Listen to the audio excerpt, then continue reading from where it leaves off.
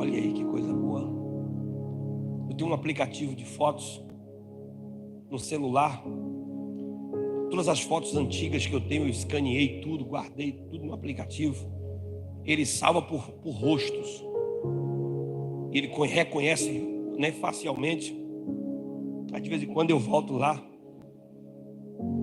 na minha filhinha, no nascimento. Aí volto lá no Rafa. Rafa fala que ele era o cobaia lá de casa, né? O que mais sofreu. As primeiras experiências, o pai não sabia criar filho ainda, então descontava tudo dele. E aí, quando eu olho para aquela foto conta uma história. Tem hora que eles pegam a foto, o meu aplicativo, e espelha na televisão e ficam passando.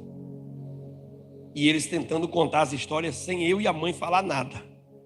Aí daqui a pouco eles se deparam em algumas fotos e falam assim: pai, aqui foi quando? Aqui foi aonde? E aí o pai dizia, eu digo para eles, né? Aí isso aí foi, aí estava numa prova danada. A gente ainda não tinha o Felipe, aqui não tinha a Sara, e aí começamos a contar as experiências, porque aquela foto chama atenção para um momento, para um memorial. Naquela época não tinha fotógrafo, não tinha celular. Aí Deus mandou construir altares. E os altares eram batizados, vamos assim dizer, era colocado nome neles.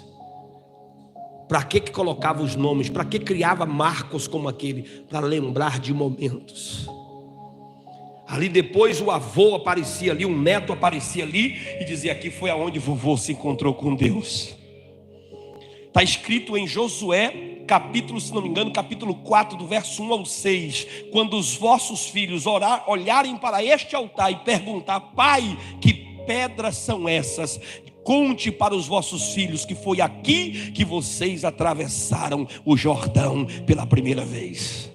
O altar era um marco memorial. Deus disse: sobe e constrói uma memória efetiva para contar para os seus filhos. Aí quando os netinhos perguntavam: que pedras são essas aqui em Betel? Aí dizia que foi o lugar que vovô teve um sonho, ele estava fugindo. E aí está aqui uma narrativa que foi colocada por quem? Por Moisés, tantos anos depois, descrevendo que em Betel o avô Jacó tinha tido um encontro com Deus, e Deus tinha falado com ele face a face. Deus está dizendo esta noite: começa a construir memórias efetivas, de recordações, de encontros, de marcas que Deus fez na sua vida. Não fique guardando o passado só como tristeza para a depressão, mas guarde as marcas dos livramentos, dos milagres e dos feitos de Deus na sua vida, porque Deus vai operar grandes milagres. Aleluia!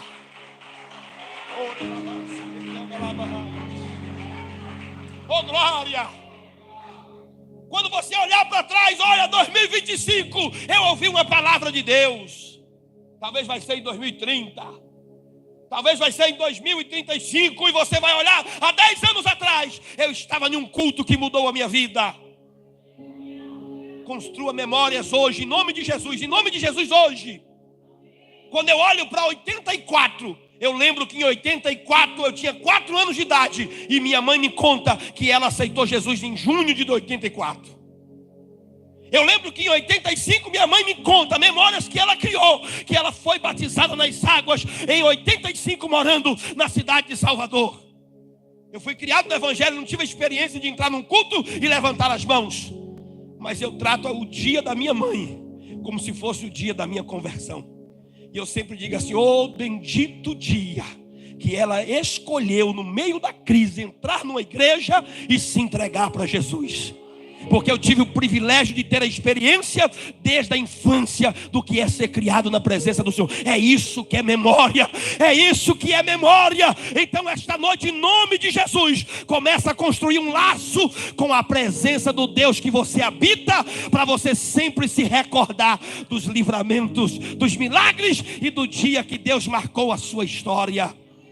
Será que tem alguém que está entendendo a palavra de Deus aqui nessa noite? Oh glória ao nome de Jesus.